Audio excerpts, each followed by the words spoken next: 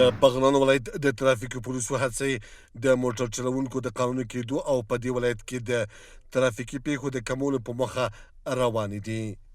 د بغلان د ترافیکو پولیسو مدیریت وایي د روان کال په 9 میاشتو کې د موټر چلونې جوازونو، د وسایطو د سیر جوازونو او نمبر پلیټونو د ویش له لارې 19 میلیونه او 515 زره افغانۍ عواید راټول شوی او د دولت خزانې ته سپارل شوی دی.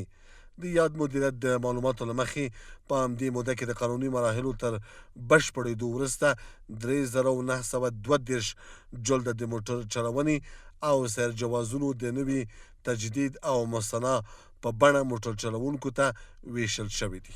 جواز سیر او لیسانس په ارتباط باندې چې موږ په دغه کال کې څونه عواید ترلاسه کړي دي په تعداد د 19 میلیونه او 15 لکه او 15,602 افغانی.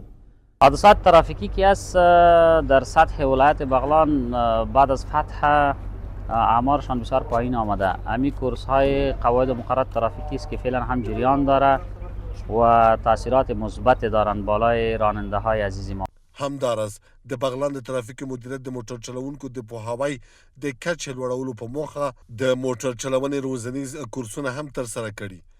موټر چلوونکي د جوازونو د ویش له شفاف بهیر څخه خوښي څرګنده کړې او له نورو موټر چلوونکو غوښتنه کړې څو د ترافیکي پیښو د مخنیوي لپاره د ترافیکو قوانین په مسلکي ډول زده کړي. این جمعیه چی رو ناکام میشوه؟ در یک امتحان در ناکام چی رو میشوه؟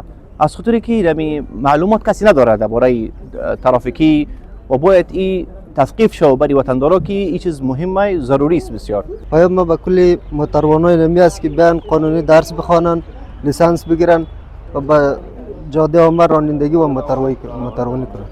دا په داسې حال کې ده چې د ترافیکو پیښو د لا ډیر کمیدو، د ناقانونه وسایطو د ګرځېدو د مخنیوي او د کم عمره کسانو د موټر چلونې د درولو په موخه د پلخمري ښار په بېلابېلو سیمو کې د ترافیکو د کنټرول پوستې هره ورځ فعالې دي او ترافیکي بهیر په جدي ډول څارل کیږي.